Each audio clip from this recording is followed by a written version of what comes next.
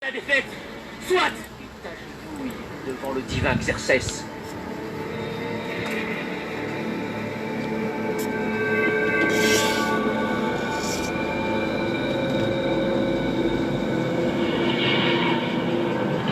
Il y a des jours où tu te sens faible.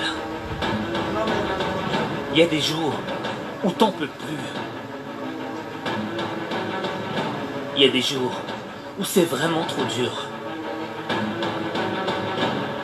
Parce que t'as pas la volonté d'aller t'entraîner. Parce que t'es trop fatigué pour lutter. Parce que c'est toujours plus facile de tout abandonner. Tu penses que t'arriveras pas à changer de corps. Yacouba, ça va? Quand il rester dans ta zone de confort. Tu te poses sur ton lit et tu t'endors. Pousser de la fonte. Sec, remporter des victoires. Ça ne suffit pas à faire de toi quelqu'un de fort. Être fort, c'est aller au combat quand tout va mal. Parce que l'ennemi intérieur qui vit dans ta tête fera tout pour te faire abandonner, pour te décourager, pour te convaincre que tu vas jamais y arriver. Il veut t'empêcher d'atteindre la meilleure version de toi-même. Mais toi, tu vaux mieux que ça.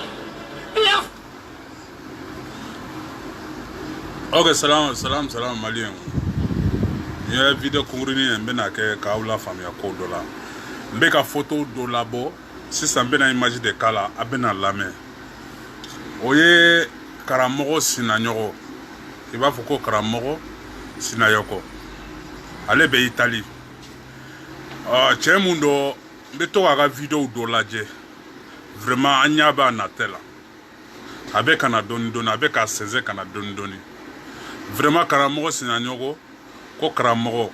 Oh, nega Karamogo konite. Mais Anyaba la, avec un commununke. Ambena audio kala, ambena a vidéo kala, mali o aba laje, abena lame. Est-ce que ninkan kake? Est-ce que ninkan kake? Abena lame, nantla alamin la, amena dokuma kono. Parce que trop c'est trop, trop c'est trop, trop c'est trop. Ibi munaye, wari furabulu, ibo obla anashidila.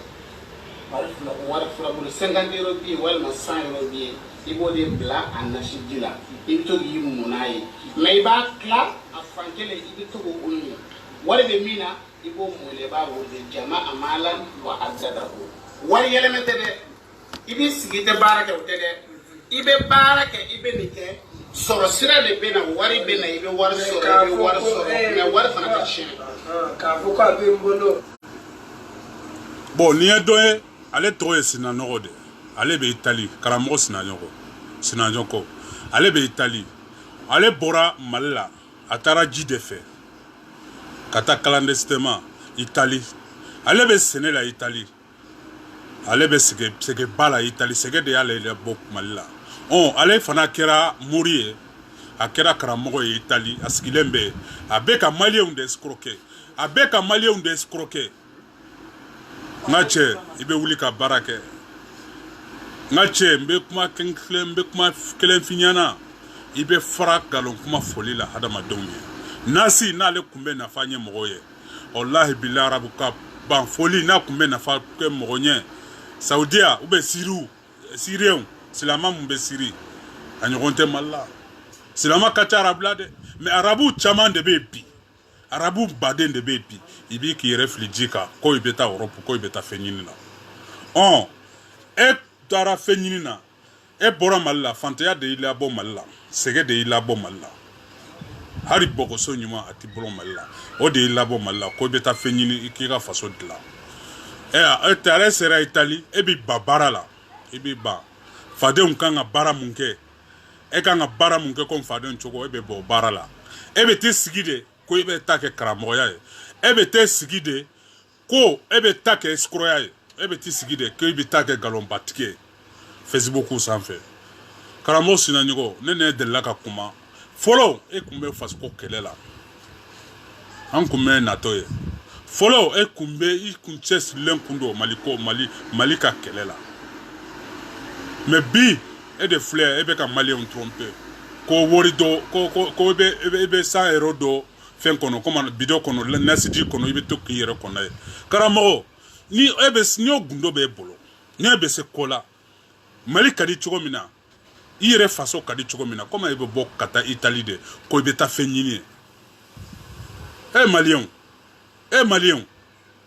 anyate ni escroc nuna ni qualité escroc debe ka malion jeunesse haklu tien ambolo ni qualité ou debe ka jeunesse haklu tien ambolo ambe continuer na ka video e kinsi kagilanga wal man nera be bara ya ngwala e barake ama barake o talu dere ko aya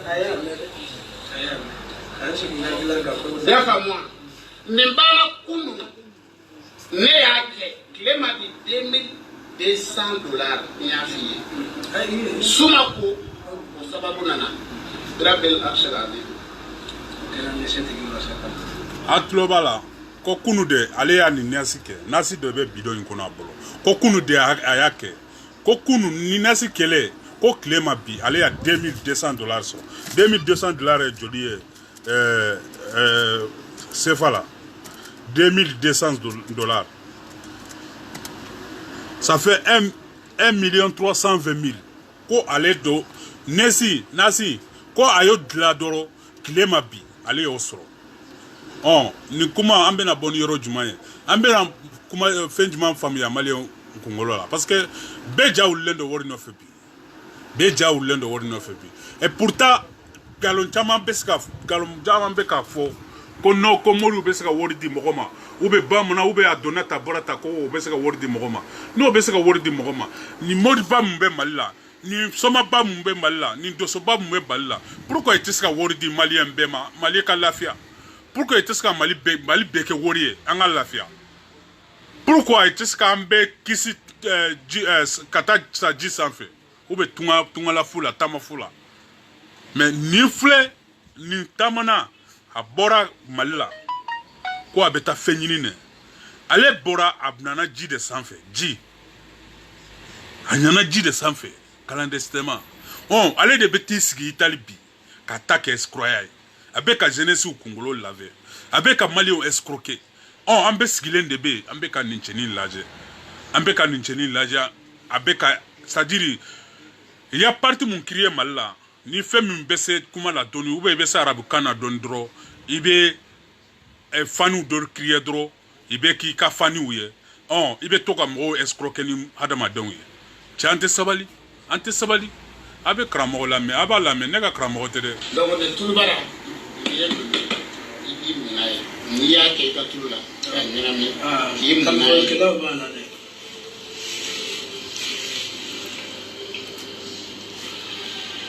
assalamu alaikum Franzira ko bashi kontela awa anti ami ambashi ko awa bashi alhamdulillah ila fura limene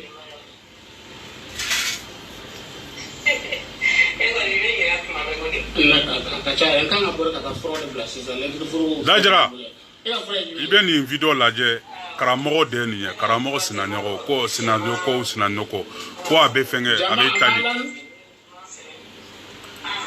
anya be nimna ni appelina ni ye kodo de ni appeli de ani nunu be complice de la France ani do be complice la Afrique yere kono na lebe ka video ke ulu be to ka le wele ka le nyininga c'est-à-dire ka valer do aller là c'est-à-dire ni faso ye dro ka mo escroquer ka mo jata ki kungolota ki escroquer abeski escroquer chomina ni voleli mana ke sisa ambena fo ni ye karamo baye nebe na wuli mbe kalo muma be ke barala nyawa muga wabi na ndesro mbe taka dini chema Italie konoko mo bado ko karamo do ko abese kola chate sabali ambesa dondo ambela jelembesa ninde Mali jeunesse ninde ya Mali jeunesse bechia wallahi billahi merci ça va dugre Yusuf ninde ya Mali Afrique jeunesse moche bechia surtout Mali jeunesse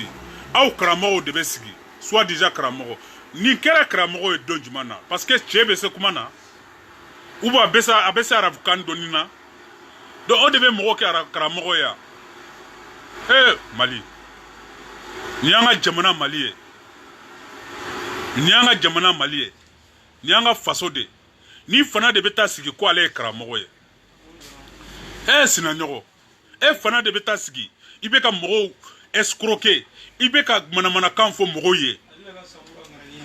Franchement dit c'est dur quoi, c'est dur. Aba la mere jama mala wa adada aw tulo bɛ nin na ka nafolo jate ka fara ɲɔgɔn kan k'a dalajɛ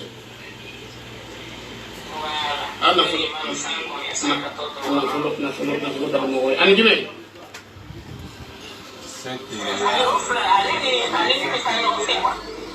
ok problème t'a la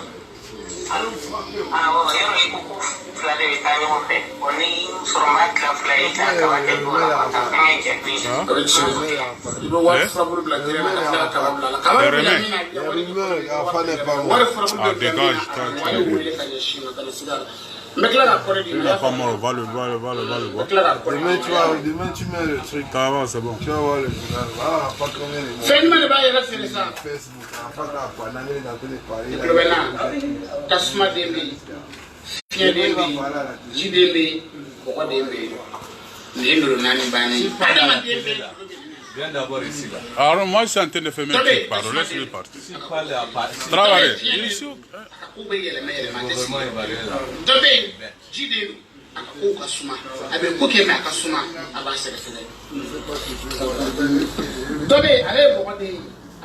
Bon, ni karamɔgɔ filɛ, karamɔgɔ sinaɲɔgɔn. Denmisɛnnin fitinin don. C'est un petit, c'est tout un petit. Denmisɛnnin fitinin don. Ale bɛ Italie. A te barala a dalen de be avec un malien d'escroquer. Donc on y a de faux face au Dieu siraka. Naniye kuibi reke kramo de ka malidon escroquer.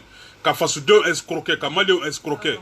Ambe wuli ka feo jama ye kila donia ye mo qualité munye hadama den qualité munye. Nindo nyon nyanembe ambolo malapi. Ni blakronu mana arabunkan doni kala dro abeta fugula jemani do ka doloki jemani do ka kala do akuna abako ko ale kera karamɔgɔ ye ete karamɔgɔ foyi de ete foyi de pour tuti tado ni be fendo ete boy fantandeya la ka da ji sanfɛ ka taa Italie quoi ibe frère malien na on est fatigué trop c'est trop abe fala faso denw na ni ya mu ko faso ye abe to ka mɔgɔw escroquer abe wuli dro ka yele tenesi sanfɛ mɔgɔ minnu be c'est-à-dire franchement dit quoi. Arrêtez d'escroquer les Maliens. On est assez fatigués. En segena, en torla nyanna. Avec un mot, on a droit qu'un mot escroquer. Est-ce que n'y est face, est-ce que n'y est horreur erreur? Ate oula kita barake. Ko jibe boloko, nasi jibe boloko. Franchement dit c'est dur quoi. Ouli ka bwana wala. Ni ma ko hey ate bouger. Oui allô? Wa alaykum salam. Awa anche awa sinayodo bashfaka alhamdulillah ok bon si c'est là on va après 20 minutes pour vous aller oui le tout ya fammoi belle la nous commander ça bon mais vous le tout na qui a quoi dire moi ça le voit il est en forme. Oui, allô, qu'on a ça. Wa alaykum salam, français ka ko bachete la. Voilà, mina tika fura bla so mala ya me. Mina bona sa ka tabla sa ya me. Inshallah taala, merci beaucoup. Alors. Malien. Aw nyabe nina, aw tulobe nina.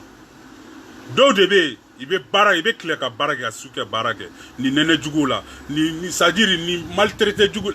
Ko bébé da nununka mais wulu be wor fitini munu soro ero fitini munu soro ni fana dalen de be Italie avec o escroquer mais na do yere ba wele ni wulu benen da aka ko karamɔgɔ sinaɲɔgɔn chate sabali wallahi billahi ni take wani ta escroquerie de ni take ko ibe silamaw de tachina ou be maliens de tachina ou be mɔgɔw de tachina wallahi billahi bi tachina be baye wallah karamɔgɔ sinaɲɔgɔn ibe sagi ko nin tɛ baara ye ibe wuli ka taa baara kɛ ibe escroquer bila aba la mede Oyaro. Awa anche. mo be ka wele de do Awa ko be bara don na fale be wala après 20 000 diamé. OK, merci. Mali yani Mali ya ni muni ni tamo ko be dia hada no wajibi de.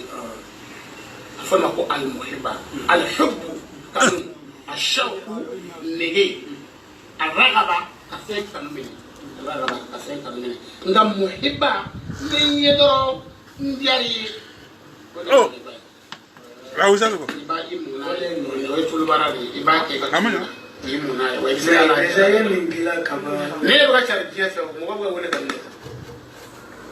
أولي لما جاء ni muna ni ma fo ye ma ya fi ma batira kai mba gla ne lolo en tant que adam ande nye se kay a be flele je a hagli kay a do su mi ga soit déjà karamoko sina nyoko e flele ka kuma mun fo e flele ka fe min di che tout le monde di chema comme robi kanola a unya ye ne yiye ne nya yiye mais ne borasi sande ibe ka coming o de grand skuna e recommandine mais ebe ka communiquer o de grand discours na o de cause mbora ka video kika sisa ni ye galon findo foyi ika tuluni ateska foyi ni adama dongi ika tuluni te foyi e rete foyi e rete foyi ika tuluni te foyi ibe ka malien de détourner façon deu bebo do bebo ka daji sanfe kata wornyini do bi fa obla ki bobla kana wornyini aw de beta do moni ka haklu nyeche ka galon kuma fo mo ye ka nambra kuma fo mo ye ka mana kan fo mo ye e karamo soit déjà karamo sinanyo e kera karamo depuis quand e kera karamo depuis quand ni mum ne manadia dro malila abako ale karamo ye ni mum bena arabun ka fitini ndo dro aba fo ko ale karamo ye chate sabali est-ce que ni yanga jamana dambe ni yanga faso dambe est-ce que ni yanga faso dambe franchement dit pour que yanga jamana ka avancer aka gele de c'est-à-dire gouvernement kanga numéro nunu laje vraiment munun be escroquer ala munun be ka faso den escroquer ko usula be ulu bolo ko nasi jurbe ulu bolo ko baga be ulu bolo kuma chama ibe wuli a radio so ni télévision ni réseaux sociaux sans fait nous n'aurons criminalité mali kono wallahi billahi nous n'aurons criminalité mali kono abe criminel n'aurons ka abe tonyali n'aurons ka mo be wuli depuis souma pro kata wornyini kata fenyini ko aka somo be malla ko ite la fiala pour que kana fa sema aw fana be tasige tapika kadro jemando ka fugula jemando akuna ka otake escroquer ay est-ce ni beska na face mola tulu aka tulu nunu est-ce que beska na face mola chate sabali aka escroquer abla ate sabali ni ya jahanaba de tagmanchede wallahi billahi ni man hardon c'est-à-dire abe che lamede abe che lame do nalma den fana do de siglemba krefe ale fana be ka achiatigia aw yeren alache faso be ska avancer ni chokola chokoti abo wala ko tabi o shams ninde la tamati le na gale machine la le katata ko kile mbe katata akira scientifique ambolo ko kadi yamo yi kibari ya fo jamala e kali aka sa flene ne ba ke jilu hal wajiri kala be ni mo ta wajiri yala ha tangade e kara scientifique de bigo daga wajiri kala mi mo ba ka daga na ko li at uta fo ate fode ngwate fode abi ko ndaga mi ni yere ya ko na ye dina sala bokena na way daga mo ji kuna ngolonte ko mule ako ni fembe be ala de fembe ngala ba ke kada sababu ni okay ne kai me yekle yele na yiri timi ni de mo ma dia wadu di yiri ngani fana la jona ye mo ko ka ni ki ye ka zora ma de ki ye ne ba ye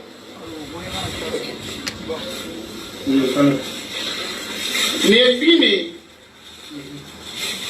ni jiga afona ko al-ushb arabokana bin yoro mo ko ba ko bin ko me ba ko de bin bon malio awere ni alache ni tara rablabi sege bagatombe akacha wallahi billahi akacha ni bana siya sege bagatombe rablabi sirifle Yemen presque 100% des musulmans est-ce que arabu dete arabu do Yemen ka wi arabu de ulu be ulu arabu de ni arabu kando ni ulu arabu kanfa iba fo ko non ko alhamdulillah quoi. Mais est-ce que arabi kande ulu ke fenye? Est-ce que arabu kan foli de ulu ke fenye? Ante sabali, ante framali uma. Ante ulu ka baraka ka mana ko kuma dabla moy. Ante ulu ka barake. Eren ala che e ka dombe, i ka muso be, i ka somogo be. Inya bila isgilen de be ka moko escroquer. Inya bila ete foi la escroquer ate. Inya bila ete foi la galon kuma fute. Au nyabe bela Facebook insan fe. Mogo. Har ni be serere la ube ite serere la ube. Har ni kera har ngo ika boka jani sangolo nye. Mogo ni ko be malien de escroquer, ni ko vo fantam de escroquer, ambe wuli kama. Sinanoro. C'est Sinanoro. Ok, ambena boy kama. Comme anti-toi. Ambi samaki boy Italie. Ambe baradeika. Ibe eka escroquer iba dabla. Atena me. Iba dabla de. Ibe framalien mo. Ete se foila poutre ete se. Foite bolo. Ete se foila. Escroquer ate. Yaba la mede. Ne bine min fala bili sanfɛ so sanfɛ ni san nana bine min fala bili sanfɛ o de ni karamɔgɔ n'a ka di i da muguri ni a ka di i b'a kɛ ji la k'i da muguri na n'i da muguri na i b'a siri kɔngɔ k'i dala kuma tɛ kɛ fu ye n'i y'a fɔ a bɛ ye n'a ka di ye i b'a k'i koli ji la n'i donna yɔrɔ o yɔrɔ la i bɛ jɔyɔrɔ dɔ sɔrɔ jama la mais ka taa bin kari k'i wusu na k'i da muguri n'a ye o tɛ dɛ a bɛ dilan a bɛ k'a fɔ ko bɛ taga sanfɛla la ka taa binw fɛngɛ bin bɛ yen ne taara falo ka bin ta ani tun olu de don maa si tɛ Nile toro yiri zɛtuni sanbala ɲɔgɔn bɛɛ bɛ fura min kan nile toro yiri ani zɛtuni ala ko kuranɛ kɔnɔ wa tin ne ala kalenna toro la wa zɛtuni ne ala kalenna zɛtuni na wa turi sini na ne ala kalenna sena o fila musa kumana ala fɛ ka dɛmɛ fara min kan ala y'i kalen ni fɛn saba de la ɲɔgɔn fɛ nka a y'a daminɛ yiri fila de la toro ani zɛtuni n'i ye ko n'a ye I wolo do kana se bima fɛn fɛn bi ko dabali jugu da b'a supprimer ni siri bi la b'a langare nka ne b'a dilan yiri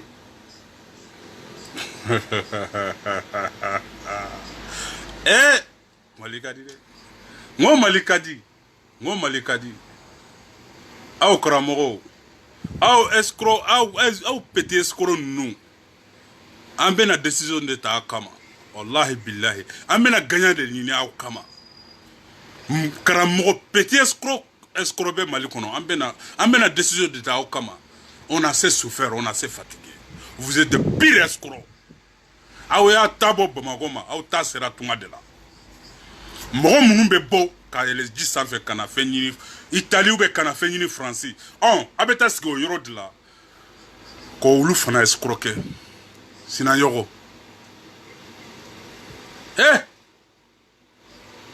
mais an bɛ baara da i kan wallahi billahi bɛ tɔw ladi parce que hadamaden an kan ka sabali de hadamaden an kan ka muɲu an kan ka baara kɛ ka balo wasiji la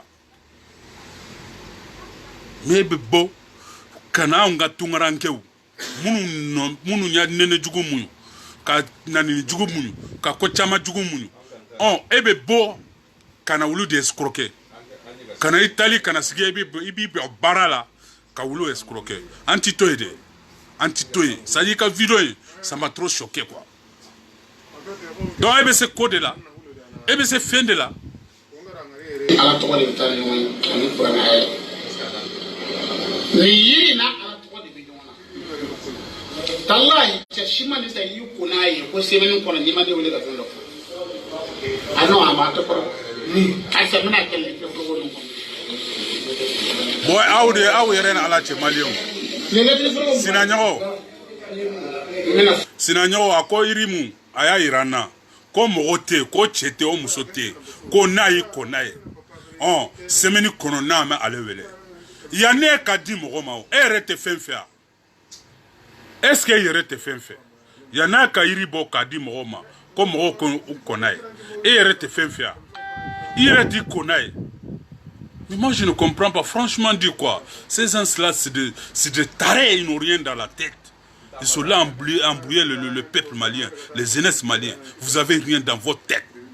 Arrêtez d'embêter les gens, arrêtez d'embrouiller, arrêtez d'escroquer. Vous êtes de pires escrocs. Vous ne savez rien faire.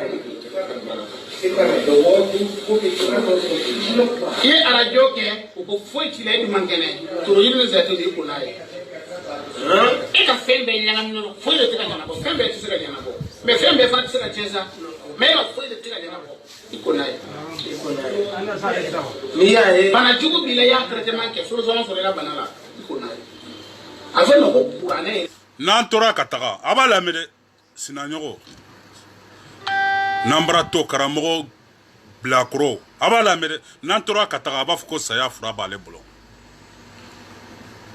ako Koni bana yimina itara radio ke itara fo français ou be amérique itara duna yoro idesra ka frake fura balé de bolo ni ya do ji kono dro ka kona e dro ibe kenya danga de bla kroyi natora kata dro aba fo ko saya fura balé bolo anga dro ala yikale yiri ni na korana ko nan kala na turu nan kala na zaituna ala ka boni fembe nganya ala yikale mina barka bola bola ni ala yikale mina ko do be donc pero yiri da tunu wene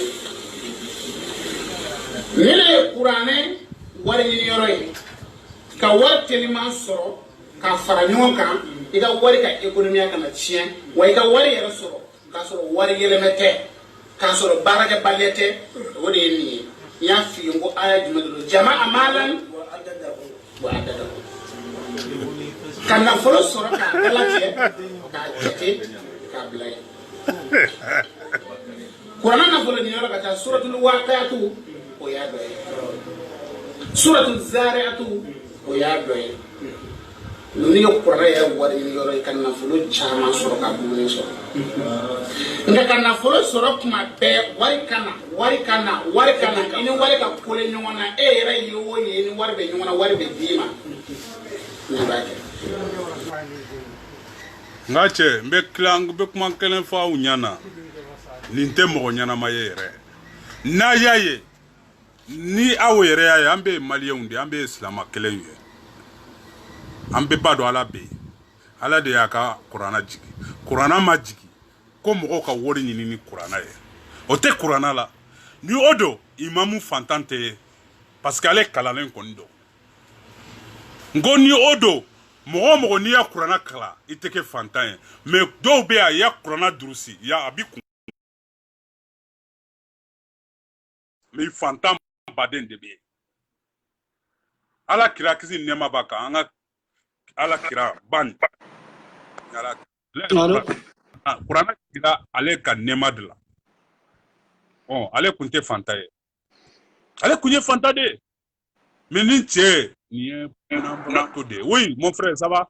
Oui, ça va. Alhamdulillah. Ibeka Karamo, soit déjà, Sinanyo la mer. Sinayoko. Ne vidéo la diarla, ma mère, il y a belle adje, non? Il y a belle adje.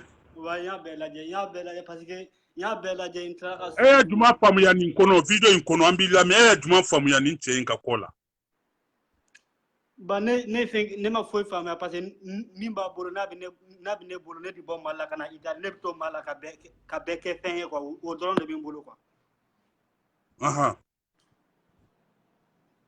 Parce que avec la mine phone c'est pas possible quoi kuni bi bara la kuni bi war soro ka soro barake baliate na soro ibi sara kalo 1000 €. foyi tɛ fara a kan ni n'a sɔrɔ n'a ye filan d'i ma o da fara a kan o kɔrɔ b'a yira ko a ka filan ka ɲi mais o tɛ se ka kɛ i bɛ sara 1000 € i bɛ sara o de la mais ale bɛ ka min fɔ nin ye non a bɛ ka mɔgɔw dɔgɔya le quoi c'est tout a bɛ ka mɔgɔw dɔgɔya de non wallahi wallah c'est-à-dire nin cɛ a bɛ ka comportement ni nkalon kuma mun b'a bolo ye wallahi billahi nin karamɔgɔ qualité ninnu maliyɛnw kan ka wuli u kama parce que ninnu de bɛ ka maliyɛnw escroquer an ka tungaradenw escroquer an ka tungarankɛw escroquer fasodenw escroquer Mali bana c'est-à-dire a tɛ se ka faamu yɛrɛ quoi n ko a tɛ se ka faamu après ka tila ka bɔ mɔgɔ bɛɛ lajɛlen ɲɛna tuguni ka kuma i tɛ maloya i bɛ kuma ninnu fɔ ka bila réseaux sociaux kan non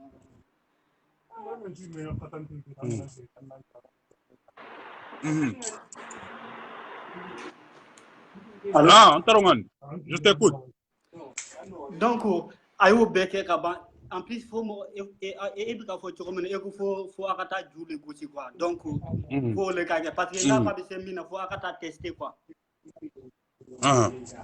n'a ko a bɛ se n'a ma se ka kɛ a bɛ bɔ n'a ye o kelen non parce que a y'a fɔ ka ban a y'a fɔ diɲɛ bɛɛ lajɛlen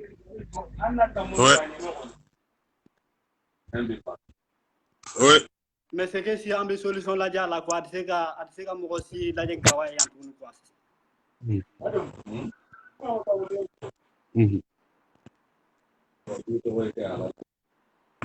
Ok, merci beaucoup mon frère. Vraiment, il y a des gens conseil parce que on conseil mon du Malien faut qu'on a an yɛrɛ mina ni mɔgɔ façon ninnu na ninnu ye escrow de ninnu bɛ réseaux sociaux sanfɛ de arabi ba fɔlɔ yan na kumakan ɲɛnama yɛrɛ tɛ foyi da ko nɔ ko fura b'ale bolo de ko nasiji b'ale bolo de a tɛ se ka foyi ɲɛnabɔ yɛrɛ a yɛrɛ bɛ yen n'a kun bɛ se ka foyi ɲɛnabɔ a kun tɛ t'i sigi Itali ye ale yɛrɛ donna comme on appelle ji de sira fɛ Itali ka taa fɛn ɲini ni y'a ka so ye Mali ni y'a ka somɔgɔw ye i bɛ sigi mun na mɔgɔ somɔgɔw t'o sigi la mais ale dalen bɛ Itali a bɛ ka Maliyɛnw de escroquer est-ce que nin de y'a ɲuman ye nin man ɲi en plus ka bɔ tuguni ka bɔ ka sigi ka Maliyɛnw tɔn fo Itali yan tuguni i ka ji tigɛ ka na ko i bɛna wari ɲini i ka tila fɔ i bɛ wari ɲini minnu fana sɛgɛrɛ ka na ko i bɛna olu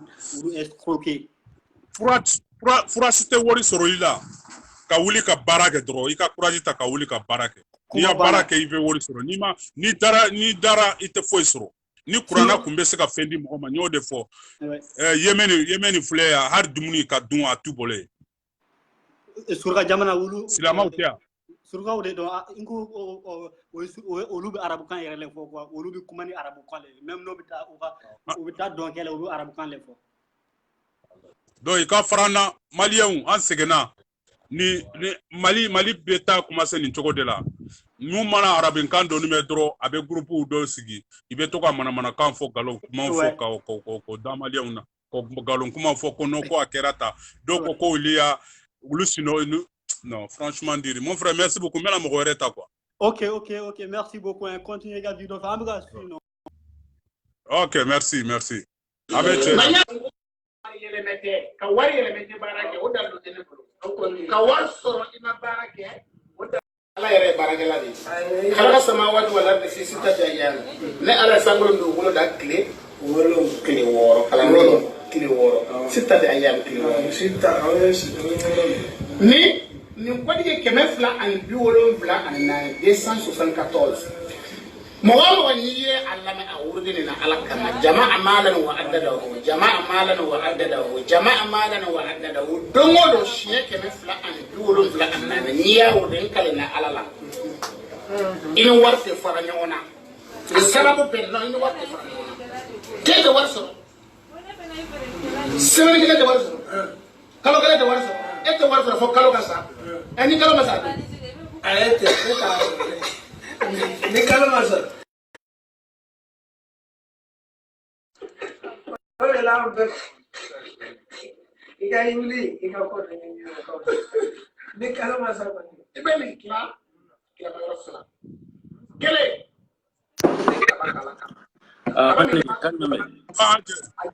jale ni kan jumɛn bɛ wala basi foyi tɛ aw yɛrɛ dun Abaga, Traoré. Ouais, ma bachi boite. Ouais, mec, il a vidéo sur parce que il veut Ete mo nyana ma ikana fait comme ikana ke comme sina nyona de. John, non, ni ko non, ni ku ga choma, tandire bolo. Bara ambe bara de ko, bara de be nafa di amma. Foite ni barate, o karamote, o domatigité. Mais il va donner un problème il va sina yo teo. Allez. Karumba. Vous êtes dans les vidéos, les gens vous écoutent, vous aussi. Oui. Sina yo teo, il va donner minu beta ko wardi sina yo ma de olde do quoi. Mais il va donner le problème est quoi avec Ningue, wallahi Italie autorité ta kalama parce que ne rebe Italie. Ne sina yo ne be Italie, sina yo be Europe ne ba do cho, me dit ka République. Tu vois? Allez, si ça la vidéo donner message à ma mani jabi follow quoi parce que dans ça il peut avoir problème avec la police hein.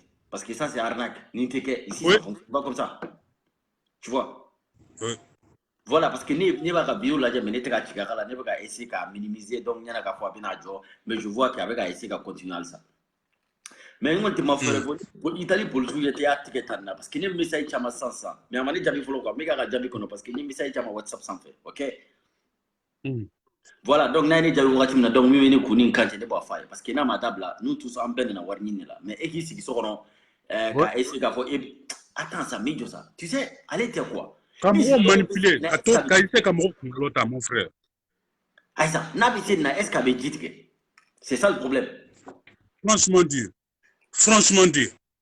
vraiment mon frère Kuno abeni sigi vidéo là non 5 000 €, 8 000 €, maintenant blagata malla depuis au euro et quand donc le gars il n'est pas sérieux.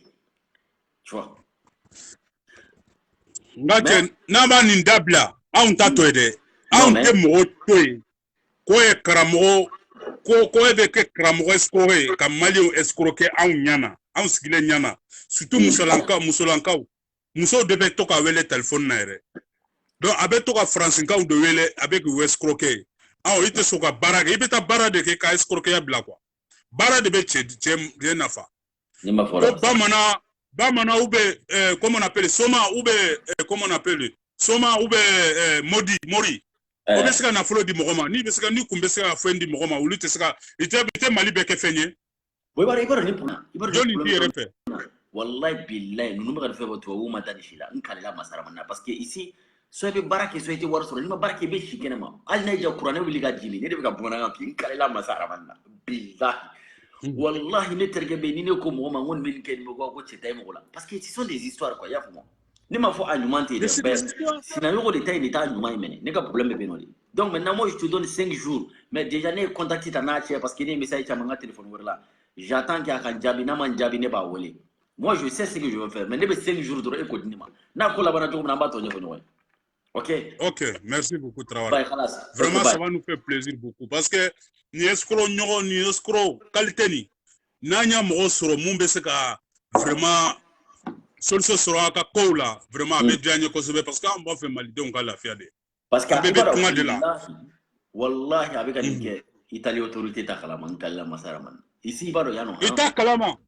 Ici les choses maintenant c'est très compliqué. Donc adomi ki kulena ko djugula mais tout ça 5 jours et puis après avec la gatonya pour et qui donne na de contacter là-bas. Il t'a donné tu donné mais 5 jours et puis on va voir. OK. Traoré, vraiment ben adjanya ko sebe. OK, bye. Niya ko Traoré an jawarache. Niya ke wallahi billahi na damina na da dabla la vraiment amena contact ko sebe. Merci beaucoup Traoré. OK, bye. OK, merci. Ciao. OK, ciao.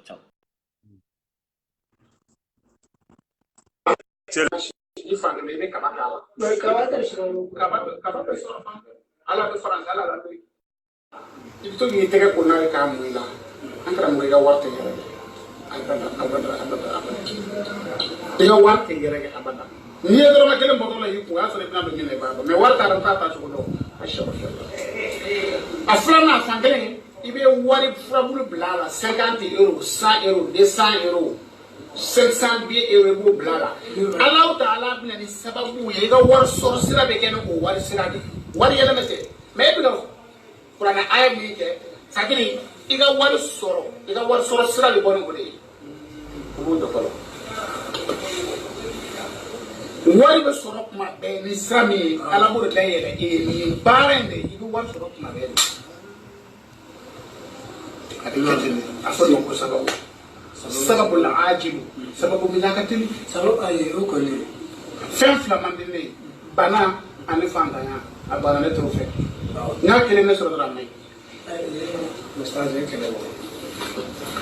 donc n bɛna i sɔn nin na ko fɛn fila man di ale ye ko bana ani fantanya et pourtant ɲɔgɔn fantan tɛ Italie a ɲɔgɔn fantan tɛ Italie an ma cɛ ka kuma mɛn ko n'o ko 500 € ou 100 €, 200 € i k'aw bila nasiji kɔnɔ n'i y'o bila bidon kɔnɔ nasiji kɔnɔ ko ala yɛrɛ de bɛna wari dayɛlɛ ye e ni ala kumana petit cɛ i ka dɔgɔ galon ka galon fin ta comme e tɛna sa ka galon ta k'a da an ka masa ala la ka galon fin ta k'a da an ka masa ala la cɛ ala b'i sɔrɔ wallahi billahi ala b'i sɔrɔ ala b'i sɔrɔ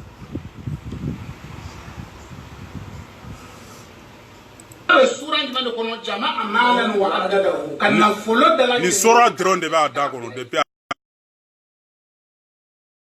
ala nin dɔrɔn de bɛ a da nin dɔrɔn de bɛ ka bɔ a da kɔnɔ depuis a y'a da alaikum salam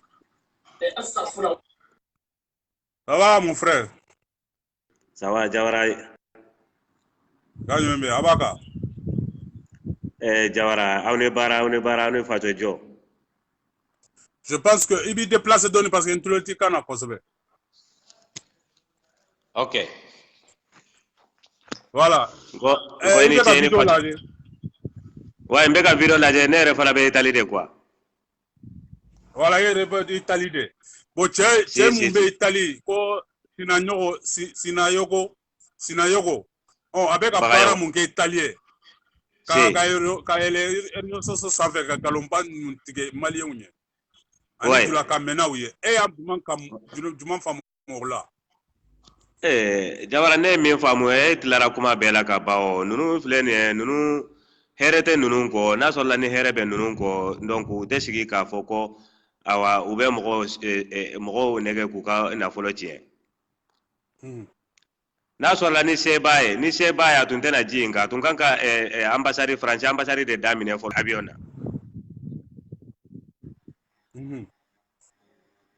donc n'a sɔrɔla ni se b'a ye a tun b'o de kɛ fɔlɔ mais a b'a dɔn se t'a ye a bɛ ka mɔgɔw de nɛgɛ mais a bɛ ala sɔrɔ a ɲɛ o n yɛrɛ y'a documentaire dɔ lajɛ bi ouais maliyɛnw b'o la nigériens b'o la afrique de l'Ouest mɔgɔ caman b'o la ouais i bɛ kungo la yɔrɔ dɔ la i bɛ taa tamati sɛnɛ la ani je sais pas tomate ani nakɔ fɛn wɛrɛ quoi ouais i bɛ ka o baara de kɛ i bɛ sara tile kɔnɔ 20 €.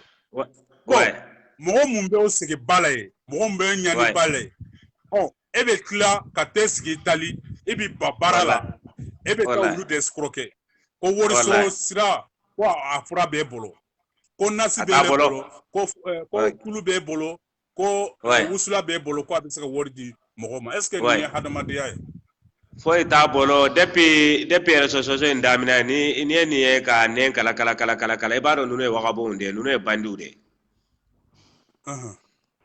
bon cɛ min fana filɛ a kɛrɛfɛ ani nin bɛɛ kɛlɛ n b'a dɔn mɔgɔ min ka mɔgɔ ye nin ye ni mɔgɔ min ka mɔgɔ la a tigi k'a wele ka bilasira a ka fara ni mɔgɔ façon ninnu na parce que u bɛ ka jɛ ka mɔgɔw nɛgɛ k'u ka nafolo tiɲɛ mais petini mun sigilen b'a kɛrɛfɛ est ce que petini kunkolo b'a kan na c'est que vraiment je ne comprends pas ale kunkolo t'a kan na u bɛ fuloman de petini ma taa baara k'a fɛ dɛ ni cɛ ma taa baara k'a fɛ ninnu bɛɛ bɛ ka mɔgɔw de fulo pour que ka mɔgɔw ka wari minɛ i bɛ baara de la Italie parce que karamɔgɔ sinaɲɔgɔn don dɔ la a delila k'a fɔ a ka video kɔnɔ depuis la ne y'a natɔ ye ko dɔ bɛ Angola ko ale y'a 200 € ou bien combien de euros ci ale ma a delila k'o fɔ a ka video kɔnɔ maintenant bi de ne bɛ réseaux sociaux sanfɛ n bɔra a ka video in kan ko ma yɛrɛ ala cɛ mɔgɔ minnu y'a kuranna kala mɔgɔ minnu bɛ se arabikan na ka tɛmɛ duna bɛɛ kan o ye arabu de y'a kuranna kara ka tɛmɛ bɛɛ kan ni kuranna bɛ se ka wari di mɔgɔ ma Pourquoi Yémen bi segebe?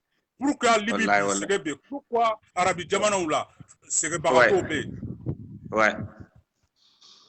Alama ni fo mo sie, alama ni fo mo sie ko ni ndebe oni suna mo nunu je, ni nde bembale be oni suna mo nunu je parce que suna mo nunu te fe ni dagalendo, lu be ka yere dronde nafa ka entre ke ka fo dagalendo ka so dagalendo, yere ba kalama peleti ka fo dagalendo, ba fo mo ma ko dagalendo. Ni cheni de mo nyana ma. Donc ni ala ya soro vraiment merci. Amena saki video yi amena to dafa parce que ambe baraka yoro amena to dafa peut-être souffre ou be sini ni ala sona. Mais amena ni témoignage ou ye ido video yi koro parce que karamo sina no ni vraiment be bara muna ma bara choko mandanye. Faut ka da bla. Ouais. Merci. Ouais, ngara me